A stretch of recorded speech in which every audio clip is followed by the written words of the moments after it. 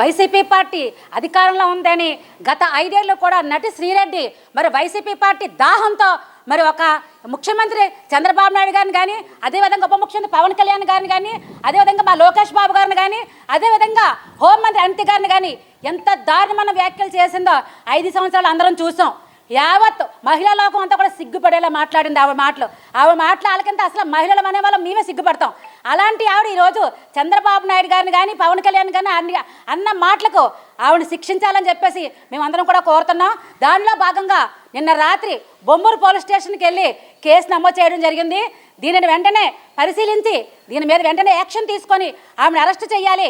ఎందుకంటే మళ్ళీ ఇలాంటి రిపీట్ అవ్వకుండా రాష్ట్రంలో మళ్ళీ ఇలాంటి ఎక్కడ కూడా మళ్ళీ మాటలు రాకుండా కఠిన చర్యలు తీసుకొని ఆవిడ మీద వెంటనే యాక్షన్ తీసుకోవాలని చెప్పేసి మేము డిమాండ్ చేస్తున్నాం.